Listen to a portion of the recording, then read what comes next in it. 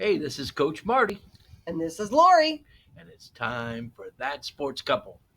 What? Brought to you by Diamond Distributing.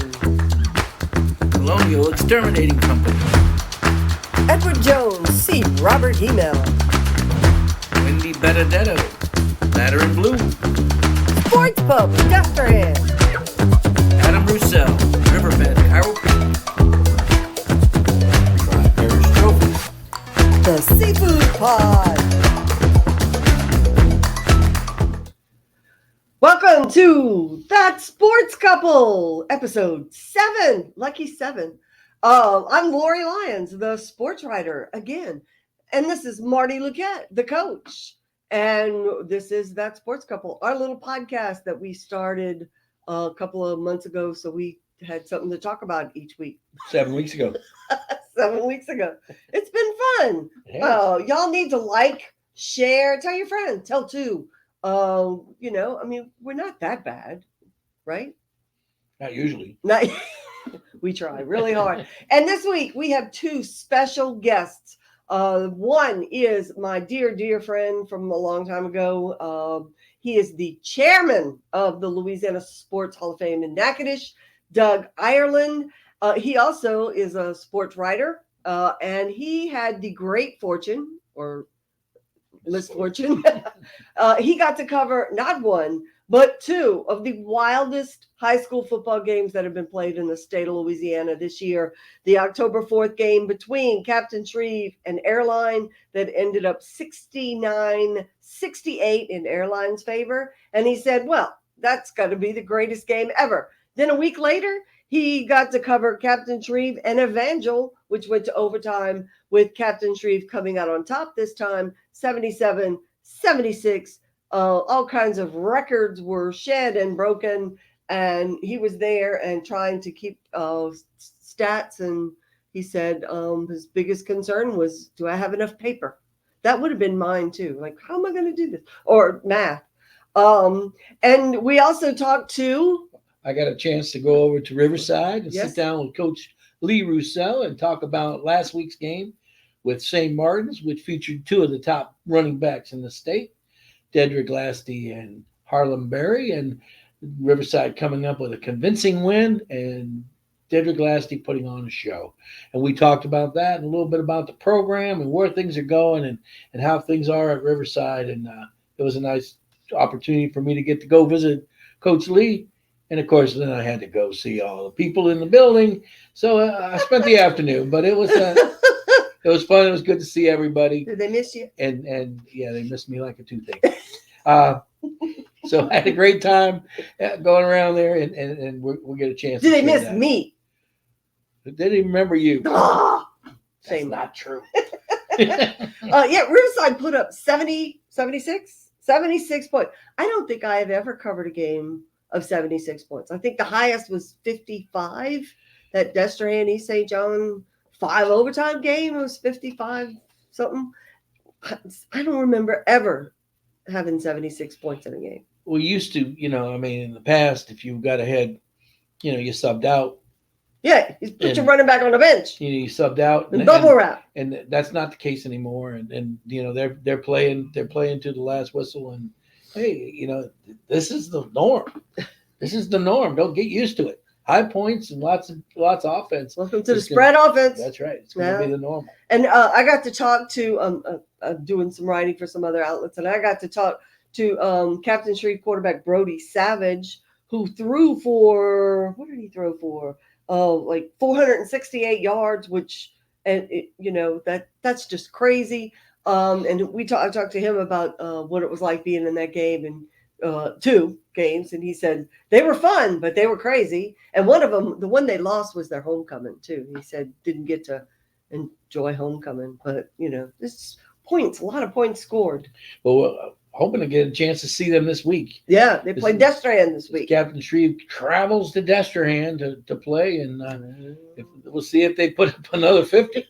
It's going to be crazy. But Dexterhead's real talented and good defensively, so it'll be quite a test. But That's why you play these games for fun. That's why you play them, and that's why we watch them. Mhm. And yes, I'm glued to the TV every Saturday watching all those crazy high school games. College games. When the I don't even know some of the West Coast teams would play. Yeah, they were putting up. They Yeah. were putting up not playing. that's why they called it the West Coast offense, didn't it? Mountain West it was, and it was crazy, and they put up big numbers, and we'd stay up late at night to watch them because they scored a lot. If they were playing 10-7, we would have gone to bed. And even the Saints, their first two games, put up a ton of points. They 91 points in their first two games. Okay, then they stopped doing that, but somebody must have said stop. Now they give them up. Yeah, they give up that many points. All right, we're still loyal. We're still rooting for them tonight. They play. So Sean Payton's coming back to town tonight. So, all right, let's go over last week's games, this week's schedule. We're going to try to be brief here because of how long our interviews are, but neither let's one go. of them were short. All right, let's see. Last week, Letcher defeated South Terrebonne 44-0. Letcher's on a roll. Letcher's very, very good, and this is probably going to be the test. This test. Edie White coming in 5-0, 6-0. They're 6-0. So this will be for the district championship. This will be setting the top people for power ratings. And I've covered quite a few. This is a playoff game in the middle of the year. Yes. It just doesn't mean anything if you lose. If you win, it means a lot. But if you lose, you tell them, it doesn't mean anything. We're going to get them again later in week 14. So we'll see. This is a big one. All right. Last week, Destrehan defeated H.L. Bourgeois 33-7. And this week, Destrehan will host Captain Shreve. Well, Destrehan's getting Jackson, their quarterback, back, and that's changed everything for them. He's quite a talented young man as a junior. Last year, he threw for 3,300 yards. So him being back is going to change everything for Destrehan. But they'll need him this week when they play Captain Shreve if they get into a scoring fest. I'm going to keep an eye on that one. I just want to see. And Brody Savage, the quarterback at Captain Shreve, said if they offer you jambalaya, eat it.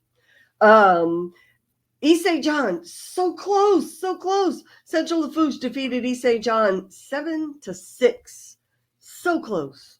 This week, East St. John, love you, gets to go to my alma mater, Terrebonne. Well, East St. John's played 5 games and scored 35 points. So something's going on. Yeah, they're having trouble, obviously, with all the skills they have in there.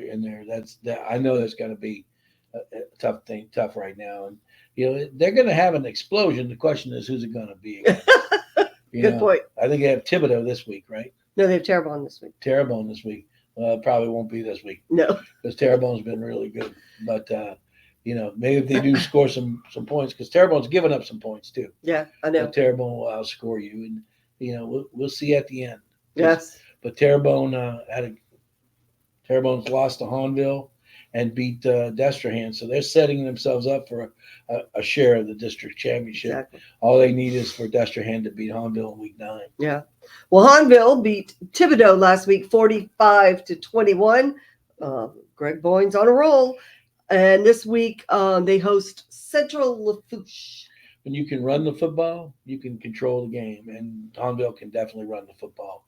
And Greg is utilizing that right now and to his advantage. And you're scoring points and you're holding the ball, so they're not. And it's working well for Hahnville. They're playing very, very well. There you go.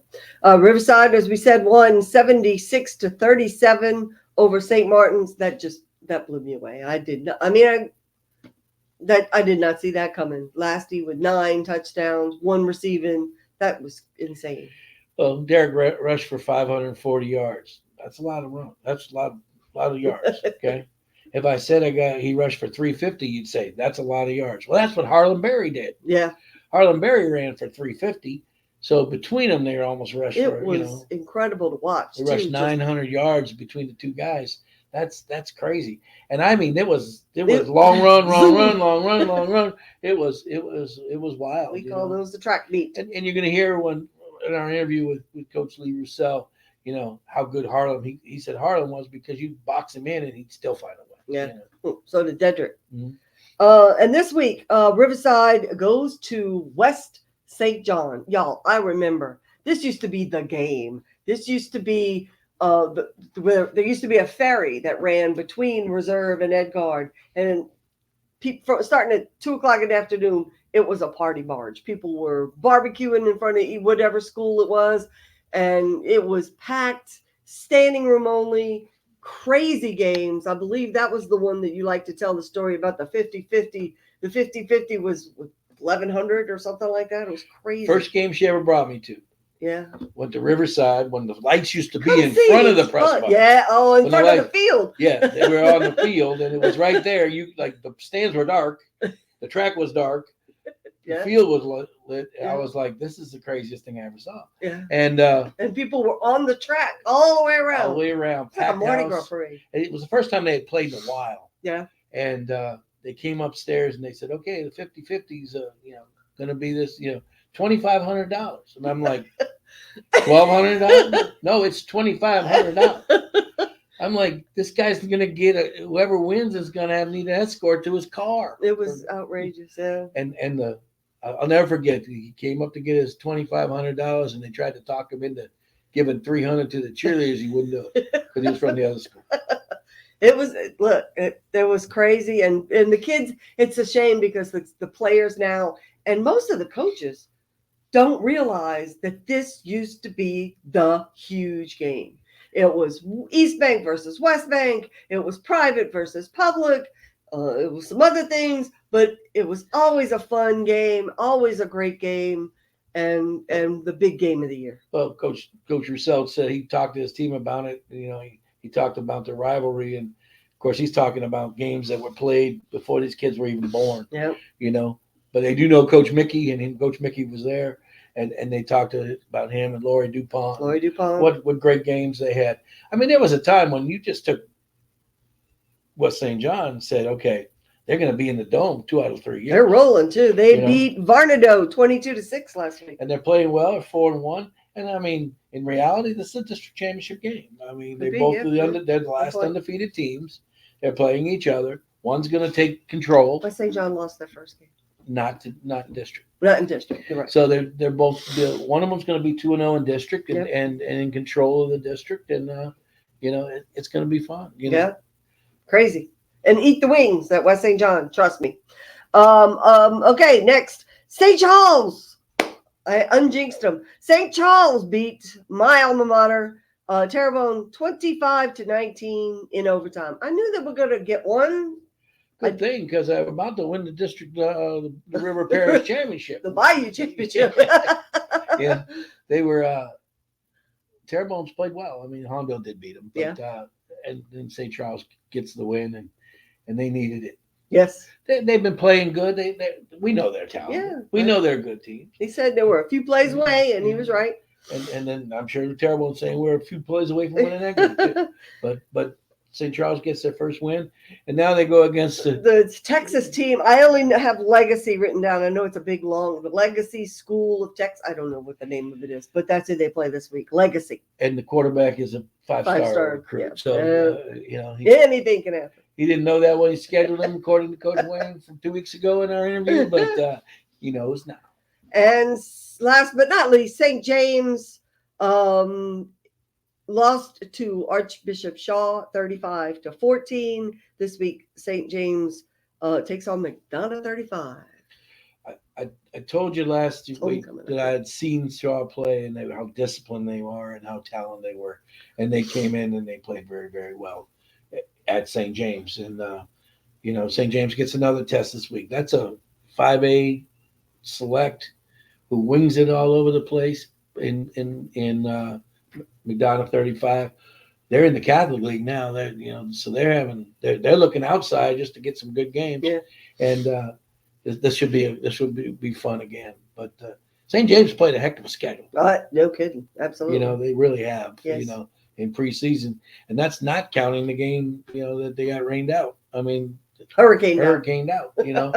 So they played a great schedule, and they'll be tested when they get to the playoffs, and no doubt. All right. Well, that's our recap of last week and this week's slate of games. When we come back, we will have a little chat. Well, Marty had a little chat with Riverside Academy head coach Lee Roussel coming off that whopper of a game against St. Martin's 76 points. That's just, I can't, I'm not that good in math.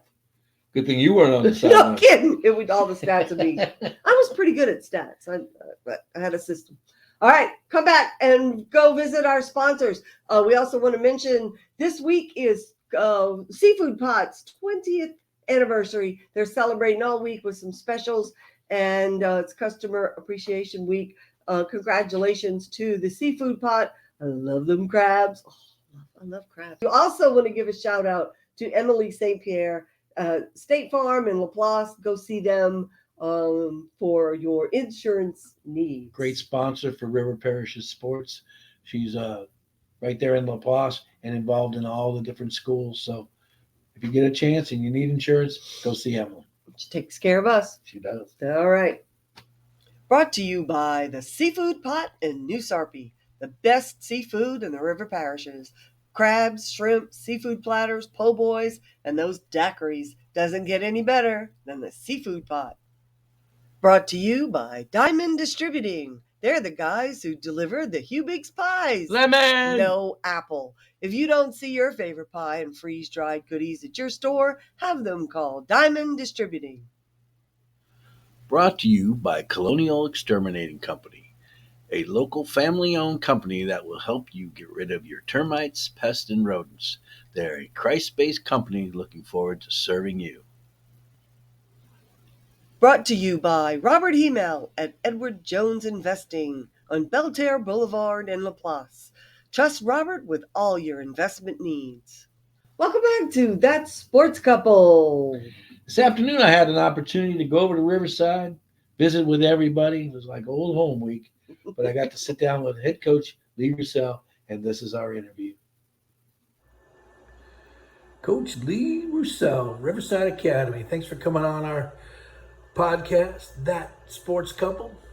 Lee, great start to the season. You all playing well.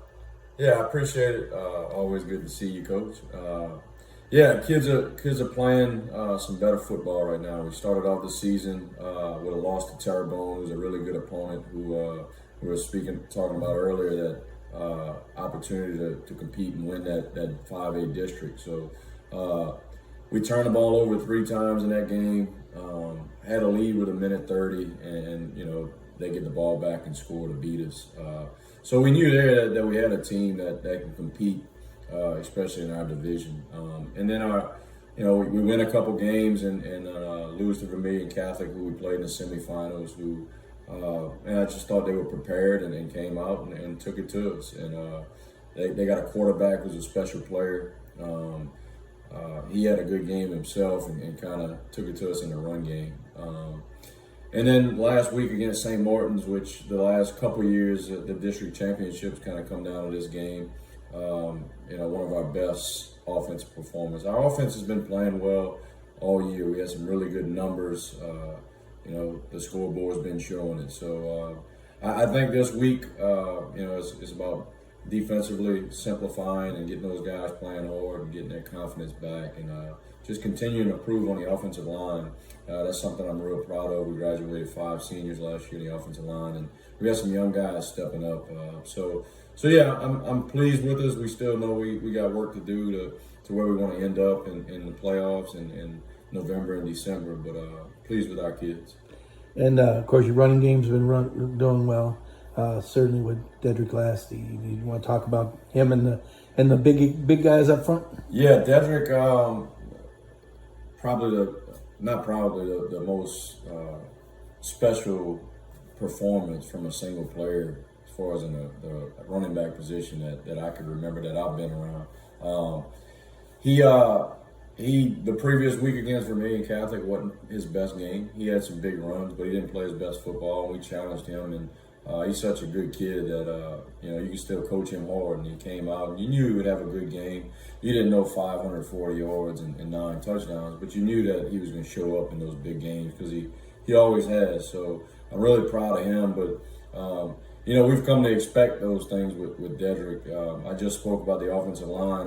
We really lost 5 seniors that played last year, and we had 6 that played and we returned only one kid with any playing experience, and he didn't start every game, but he started a few games. So the youth there and inexperience was something we knew there would be growing pains early in the year. In the last 3 weeks, I'm really, really proud of those kids. We playing with 2 freshmen and Gabriel Galvez and Brody Trosclair at the left tackle and right guard. Our left guard, Aiden Bullock, is one of those kids that returned and started a few games last year, but he's playing really good football. Our center, Jordan Kramer, who's starting to take on a role of being vocal in the communication part up front. And then our right tackle is Lincoln Scott, a senior who's kind of waited his turn and taking advantage of an opportunity. So I'm really proud of our offensive line. Now, defensively, you all had a lot of guys back. They're good players. I mean, Vermilion Catholic put up some numbers and Terrebonne, but that's to be expected. I mean, you know, they had some great players. But you all really are good defensively. Yeah, you hit on it. Those 2 games that defensively maybe we didn't play as well. A lot of credit's got to go to the opponent. And Harlan Berry with St. Martin's, who you can sometimes be in position and he'll outrun your position or your leverage, and he did that a few times. And then Vermilion Catholic, Dortez kid at quarterback, is special of a football player. Is Harlan, maybe not as recognized across the nation, but really, really good football player. You know, on defense, I agree. I think we still got a good unit. In that St. Martin's game, we only started 2 seniors on defense of the 11. So there's still 9 underclassmen that started that game. So experience was still youth there, and so some growing pains. But I do believe, you know, simplify and getting those guys playing hard and play your best football right now in October and into November. Yeah, I mean, you know, Chris does a great job. Chris Lasney, of course, works with you and does a fabulous job with those guys. And you know, I made comments in some of the podcasts earlier about how you all do such a good job of prepping your kids, from off-season weights all the way through into pregame, and you know, and you have a great staff. We do have a great staff, and Chris is a really good teacher. You know, I love when a coach, you know, if a group didn't play well, a unit didn't play well, that always trying to find an answer of why, you know, and what could we have done as a staff to make it better and not transfer the blame to the kids. And he does that. And I know he's a really, really smart coach. He's a great teacher. They respect him. I've always respected what he's done in the profession. So yeah, I know is going to continue to improve once these guys continue to get reps. And like I said, in the district play. And that goes for the whole staff. We have a really good coaching staff, which obviously makes the job easier. Your feeder programs are doing well. Your numbers are growing. Good times at Riverside Academy. It is. Yeah, I talked. We got the Booster Club meetings on Wednesday. I hit on it last night in the Booster Club meeting. Our 3rd and 4th grade team is undefeated, and man, that's a good little group of kids there. Our middle school team, our 7th, 8th grade team, is currently undefeated with a couple big games left. I think they got 2 games left, and I think our 5th and 6th grade team, lost 1 game. So I do like our young kids. I like that we have coaches in those groups who are kind of installing things we do at this level in a simplified way. But man, if those kids know 4 or 5 formations that we do and a couple of run schemes, and just hearing some of the terminology that we use, I think that's a little foundation, and when we get them, it's not the first time that they're hearing those things. This week, West St. John, always fun to go over there. Interesting place, and they're starting to get their program. A couple years ago, I know when I was here, we talked about their numbers were low, but they seem to be coming back. Yeah, Coach Deron Thomas is doing a great job in the community and growing the numbers on the roster, and that's a big deal. And they're sitting at 4-1. They big win over Downsonville, so they're excited across the river, and that's good. You want those rivalry games within a St. John parish, and you know, I see it on social media, packed house, and that's all great for our kids on both sides. And you want them to experience those type of atmospheres. Lori and I are going to talk on the rivalry of the old days when Mickey was there and with coaching and things were really, they were real good, and you could put them in the dome 2 out of 3 years, and all the rivalries and the ride across on the ferry and just all the things that went on. We're going to touch on some of that. So it's going to be a big week. And can we say it probably is for the district championship? Yeah, I mean, you're 2-0. The winner is 2-0, and it puts you in the driver's seat. Yeah, you would certainly like your chances if we can win this one.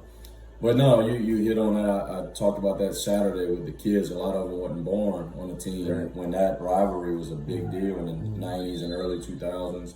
They play in the regular season, again in the playoffs. They played in the Superdome one year with Riverside beat them in the regular season. West St. John came back and beat them in the Dome with two really legendary coaches, and Coach Lee Roussel and Coach Laurie DuPont, who I have a lot of respect for. So, yeah, I think it's all is good when this rivalry is healthy and both teams are good. Yeah, but it's good for St. John Parish, that's for sure. Well, Coach, thank you for spending some time with me, and good luck this week and the rest of the season. Thank you, Coach. All right. All right, and that was Riverside Academy coach Lee Roussel. He looks pretty excited to have won that one. Yeah, it was a great win for him, and of course, anytime you can bottle up a back like Harlem Berry, and then your guy outshine him in the contest is a pretty special week. And of course, Riverside has West St. John this week, so it'll be another barn burner. And hey, they're doing things right. Yeah. Well, we also had another guest this week join us. Come to the Lair in Norco. This is my friend, the chairman of the Louisiana Sports Hall of Fame, Doug Ireland. He has got his finger in so many pots. He is also he's the editor. Editor-in-chief, boss-in-chief of the Shreveport Bossier Journal, the Natchitoches Parish Journal. And he called me and said, "You're retired? Good, you have time to write." So he's my friend, and he had the fun of covering the two wild and crazy games in Shreveport in recent weeks, both of them involving Captain Shreve. So here is Doug Ireland. Today, I'm very excited because we have with us one of my dear old friends, the chairman of the Louisiana Sports Hall of Fame in Natchitoches, Dougie Fresh, Doug Ireland. Woo! Welcome to the Lair. Wow, it's a privilege to be here with y'all there. Glad you could join us. I invited Doug because there's been some crazy stuff going on in high school sports lately. And Doug had the sports writer dream, sports writer nightmare of covering two of the craziest games that anybody has seen lately. The Captain Shreve airline game that was 69-68 ended in airline's favor. And then just a week later, Captain Shreve and Evangel went into overtime with Captain Shreve on top 77-76. Doug, what was going through your mind? I have enough paper in my notebook. Oh. You had to be. How long were those games? The second one was 3 hours and 36 minutes. That's the Evangel Shreve game. The Shreve airline game was actually 11 minutes longer, but that was due to a 20-minute delay because an official got knocked out on a play on the sideline in the second quarter, and they had to bring the stretcher out and be sure he was okay. He had a concussion. He was a young guy. Ironically, he was a former Shreve defensive back. He was 25 years old, and he'd never had a concussion in high school, but he got one in that game. Oh, Lord have mercy. I thought you were going to say he passed out from having to run up and down the field. No, there were a couple of officials who I thought could be candidates for that, but he was not one of them.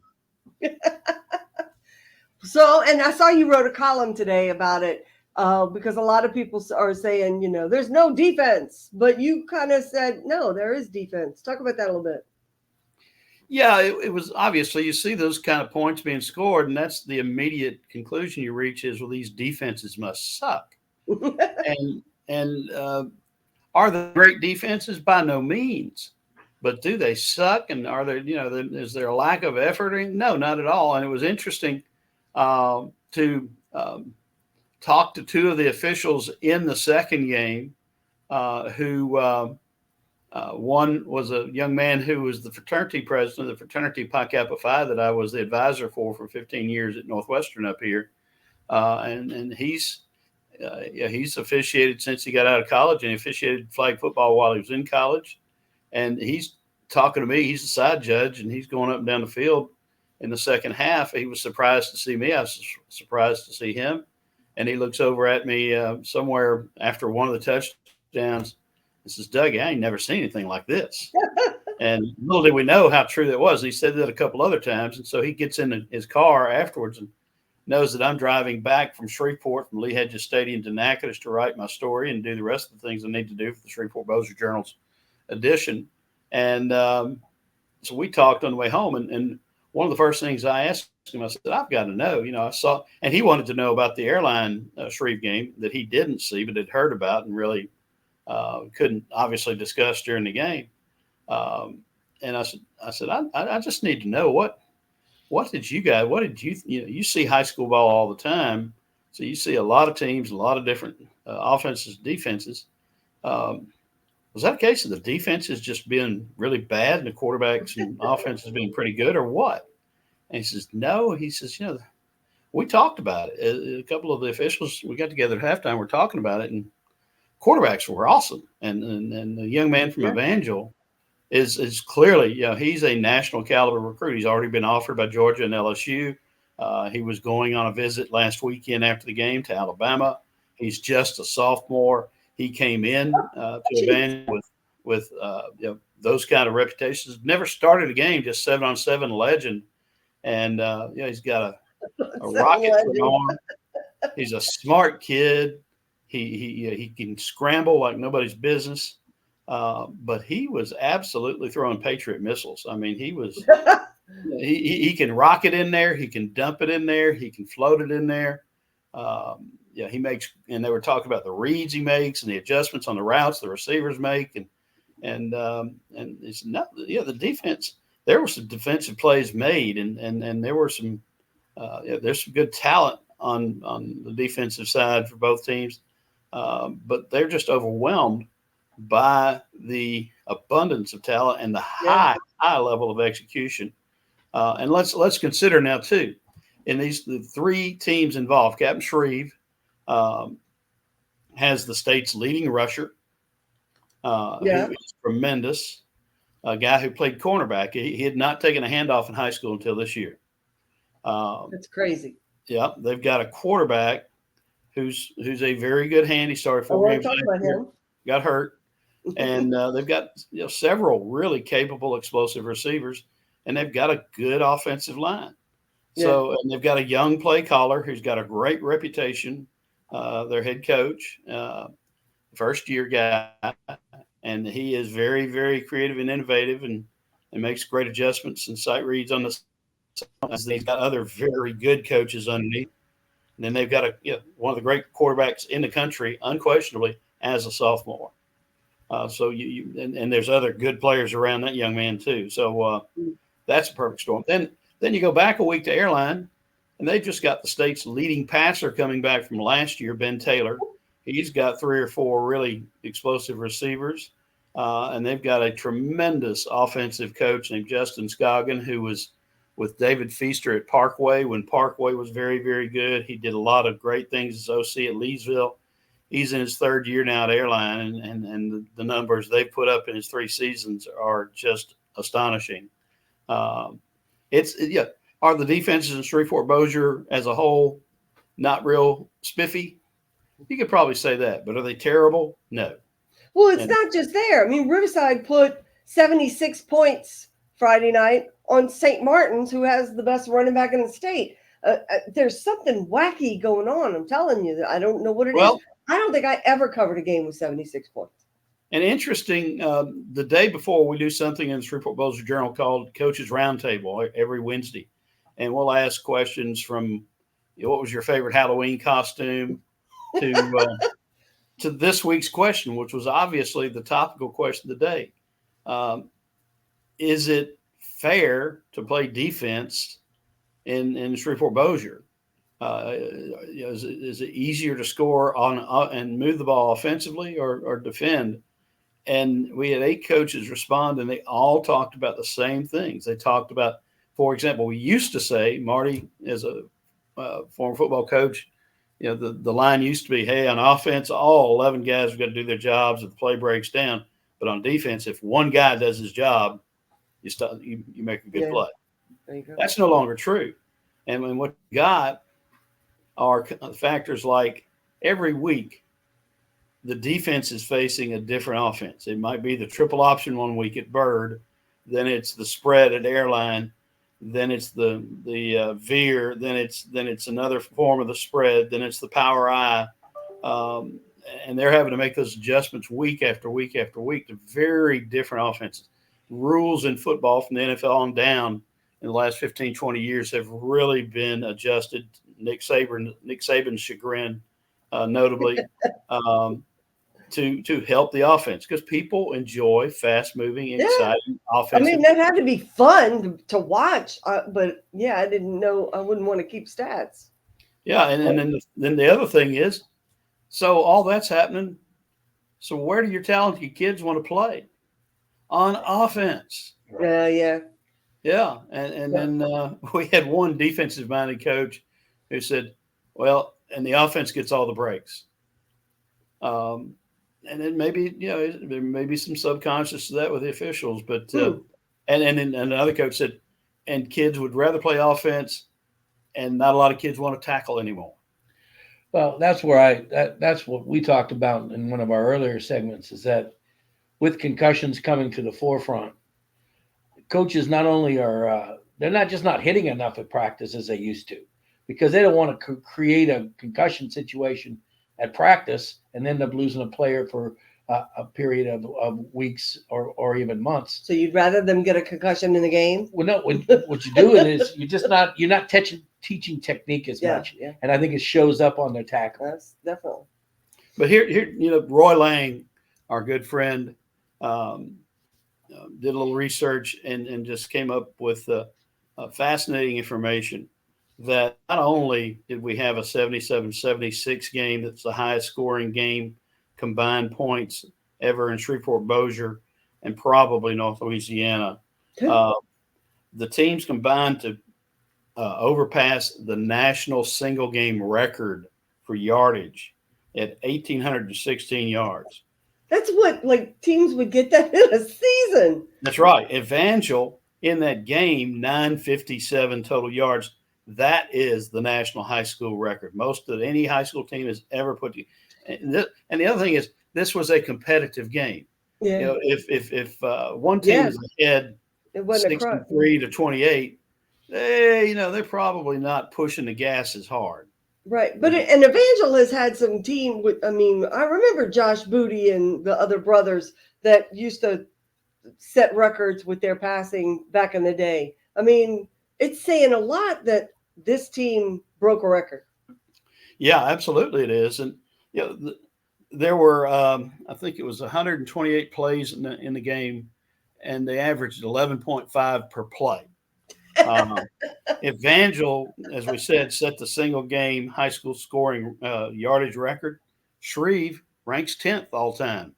They had 859 yards, and they said they've got a very fine quarterback and a spectacular. I want you to talk about Captain Shreve because they're coming south, going to play Destrehan, and I got to talk to quarterback Brody Savage this week for a story I did for the Shreveport-Bossier Journal last week. Very nice young man, and he talked about how much fun he had playing in that game. So tell me what you think. Are we going to have a 100 points scored tomorrow night, Friday night in Destrehan? Well, it takes two to tango, and I know nothing about Destrehan specifically except to know that's a great program, long-time power, success, and I would tend to think they're more defensive-oriented and run the football, power football. I could be wrong. So it takes two to tango. There you had two teams playing fast-paced football. Yeah. And I don't think Destrehan's going to do that, and I don't think Destrehan should try to do that. And the other piece with Shreve is they're multidimensional. They've got the very good quarterback.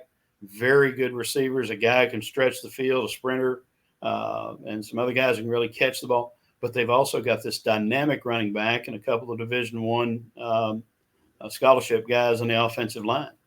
A lot of weapons and a very, very, very wide open playbook. So I think that one you won't. I don't believe you're going to see that kind of scoring this Friday night down in the river.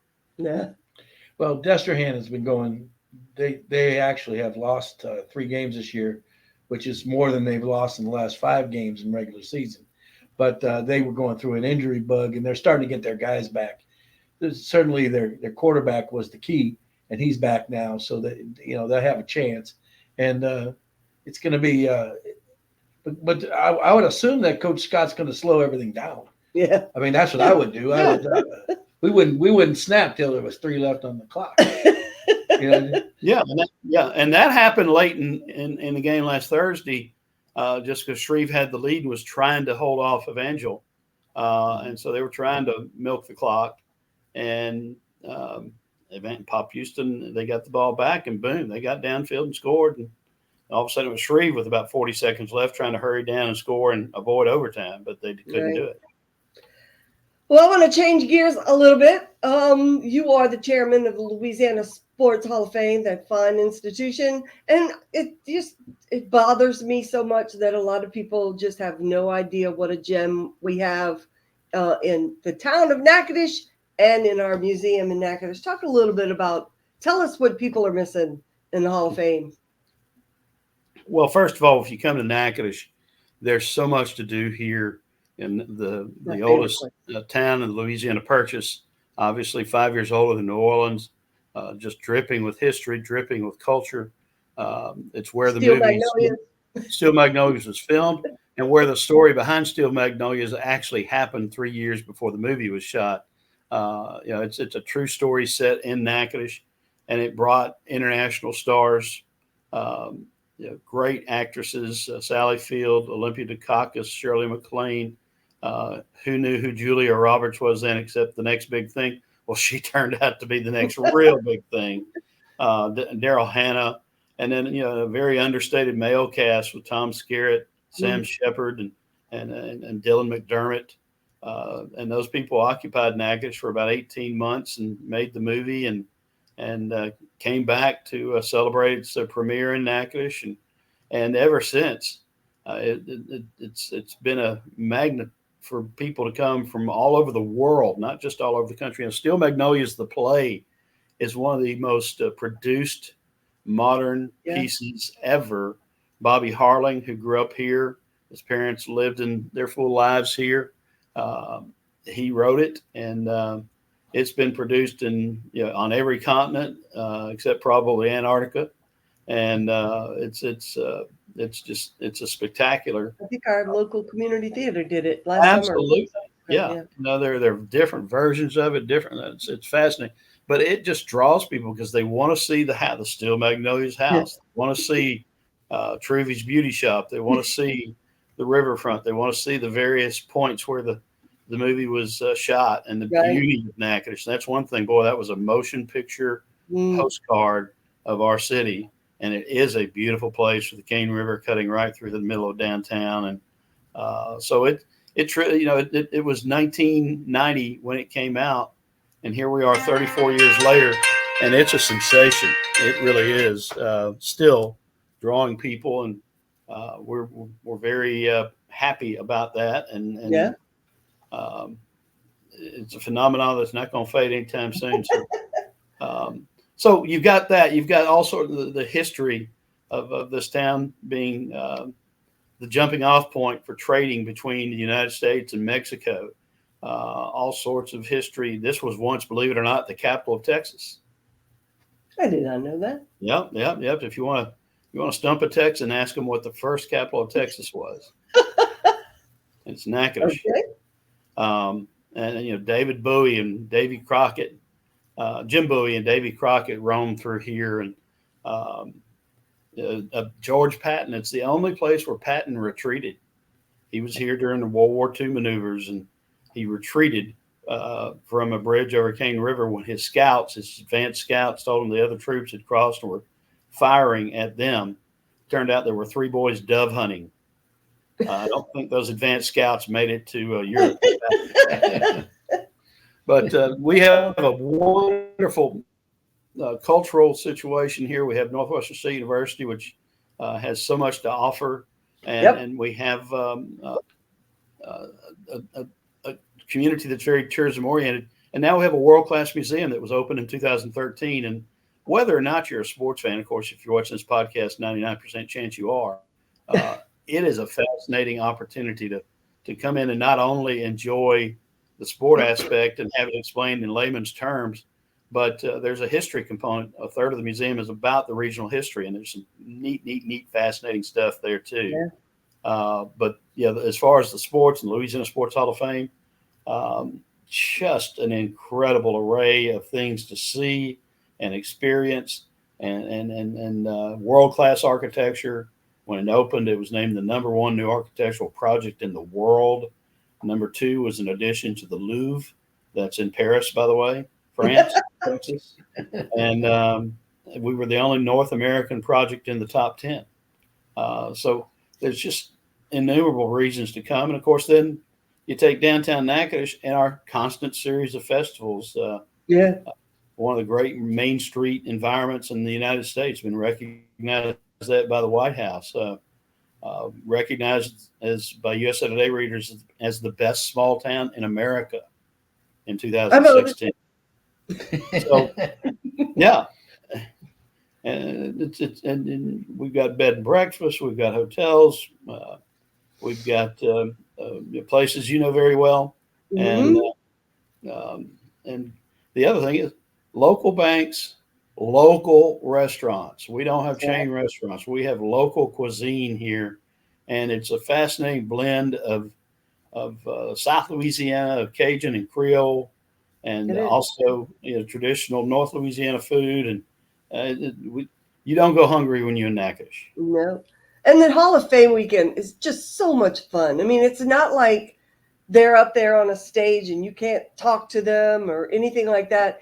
They're down on the ground with everybody. And I mean, I got to introduce my family to Paul Byrd and Paul Maneri and Eli Manning. I mean, it really is it's very relaxed and comfortable atmosphere for the most part. One year, when Laura was a little young kid, she helped babysit for Orlando Woolridge's nephew and was calling him Uncle O by the end of the weekend. I mean, it's just that kind of event.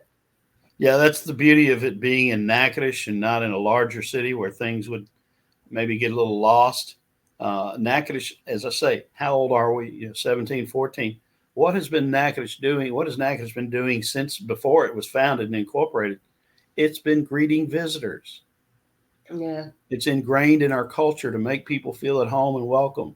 And this community really does that as part of its identity as just second nature. So, and the other thing you find out, and from having been to so many, and the names you just mentioned, Eli is like you and me. Mm-hmm. They're humans like us. Mm-hmm. And what is interesting is the byplay between the inductees. There are folks who some have heard of it. Everybody's heard of Eli Manning, but there are others. Clanny Dupulshan, Louisiana. Have any idea who Clanny Dupulshan is? They visit with these people, have significant conversations, not just staring at them like they're zoo animals. Yeah. And so it is really special. And these people leave with the desire to. I'd love to come back. Peyton Manning's wife tore her Achilles tendon the Monday before induction week, and so she couldn't come in and bring their 2 kids. They were planning to be here, all of them, but Peyton came on his own, and he asked his host late in his stay. He says, "Man, I'd love to bring her back here with me.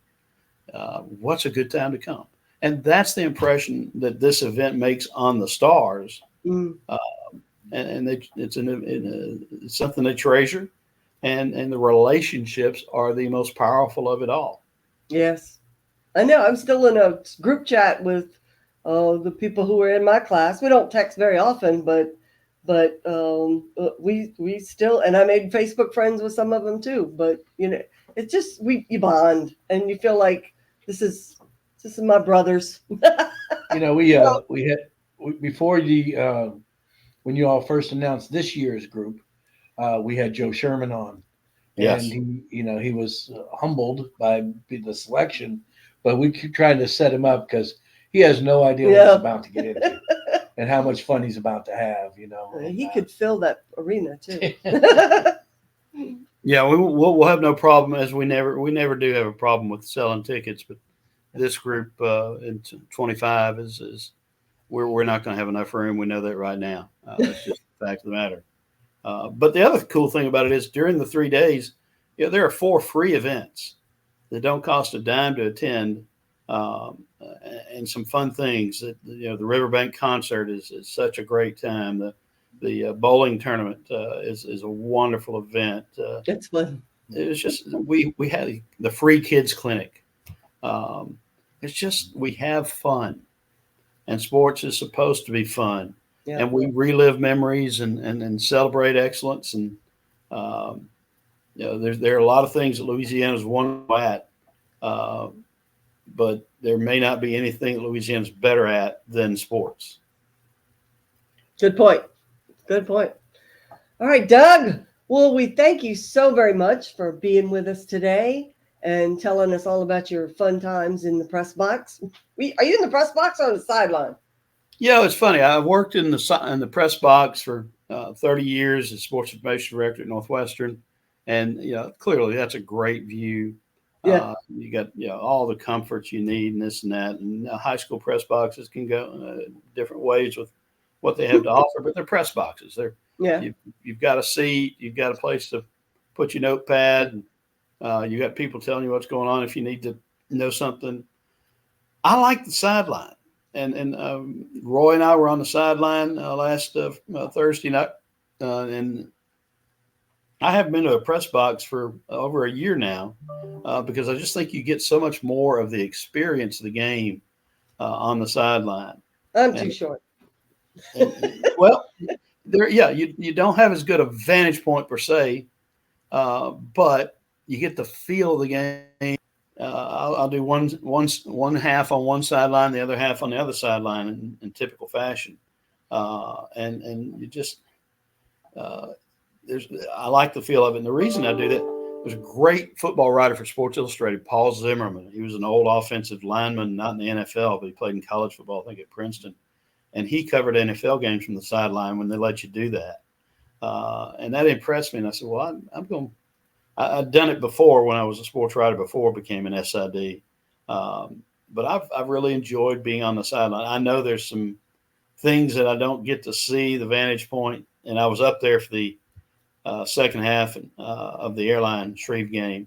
Went up at halftime to get a roster for Shreve and see my friend Lee Hiller, the great sports historian and sports writer, high school sports writer in Shreveport, and just never got back down. But I love being on the sideline.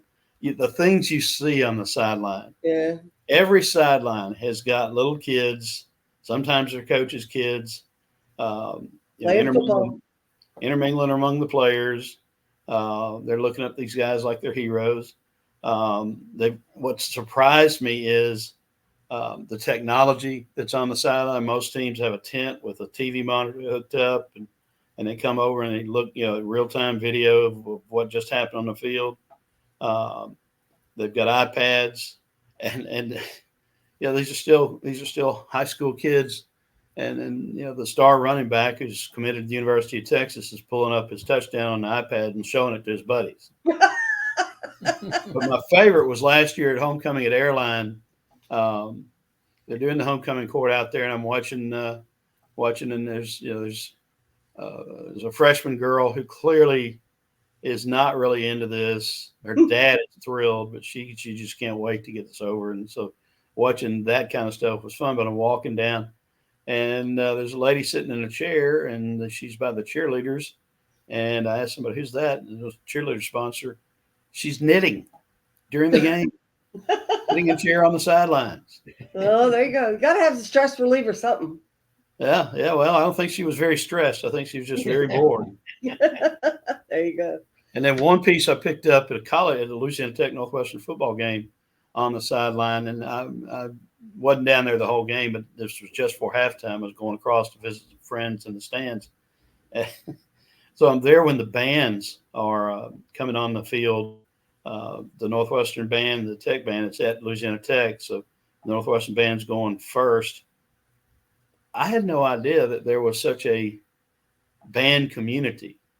Oh, And yeah. the Oh, yeah. Northwestern band is at a slight trot, moving toward formation. The Tech kids are high-fiving them. Mhm. They're cheering for them. It was so cool. Yeah. Yeah. Got to root for it, especially a small school like where we were. I mean, we had a kid who was on the football team and in the band and marched. Yeah. See that every once in a while. And then the one thing that I know you hear, and Marty's certainly been in this position, you hear the fans more than you wish you did. I mean, the fans make the world go round, right? But some of them, they're absolutely ripping on the kids. They're ripping on the coaches. The sports writers. Oh, I've got a few stories, but we'll have to do it over a beer at Natchitoches because they're pretty wild. That's for sure. Well, Doug, we appreciate you coming on. Thank you for giving us some of your time. I know you're a busy man. I've got a 2:30 nap. What time is it? It's 2:30 now. It's 2:10. Yeah. Okay. Well, now I'll have to stretch before I take my nap. Brought to you by Wendy Benedetto at Ladder and Bloom. If you are buying or selling your home, call the best in the business. Let Wendy Benedetto get you home. Brought to you by the Sports Pub in Destrehan. For fabulous food and big screen TVs, come to the Sports Pub for all the action. It's a must after your big game. Brought to you by Riverbend Chiropractic. Come see Dr. Adam Roussel for pain relief. His decompression table will change your life. Call Riverbend Chiropractic in Destrehan. Brought to you by Tri-Parish Trophies in Reserve. When it's time to acknowledge someone's accomplishments, let Tri-Parish Trophies help. They're also your sign and printing professionals. Let them help you. They're a family-owned company. Welcome back to That Sports Couple. That was Doug Ireland, way up in Natchitoches, Louisiana. Had a couple of glitches. Sorry about that. Technology is great until it's not. But he got to tell us all about Natchitoches. If you've never been to Natchitoches, shame on you. It is a beautiful town. The Christmas Lights Festival. We have never been able to go to the Christmas Lights Festival because it's always the same weekend as the Superdome Classic. And I was always working. But now that I'm retired, maybe we could go. No shot. We're going to the Dome to watch the game. I don't care whether you're working or not. Okay. Let me know how you do. They put lights on anything that doesn't move. So if you don't walk around, they might put lights on you. And Front Street is beautiful and decorated. And there's all kinds of shops, wonderful restaurants. The Steel Magnolia House, if you've seen the movie. And if you haven't, shame on you. It's a beautiful tearjerker movie. And the house where it was filmed was Sally Field. It's a chick flick. But it's a true chick flick. It's a true story. Is right there on Front Street, and you'll see it, and you could stay in it. And there's a tour, and everybody touts it. It's kind of fun. So go to Natchitoches. Go. And if you don't go in the Christmas, go in the summer for Louisiana Sports Hall of Fame. You can tell she likes Natchitoches. I do. Well, we'd like to thank you for being with us. Episode 7. Episode 7. Just remind you that we love you. And we love each other.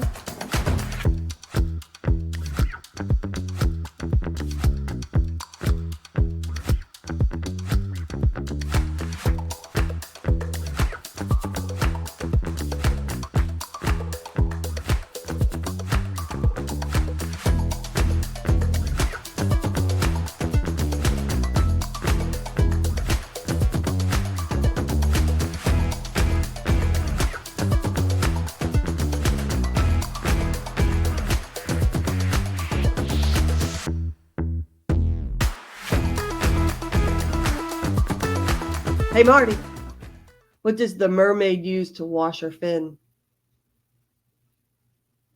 Tide.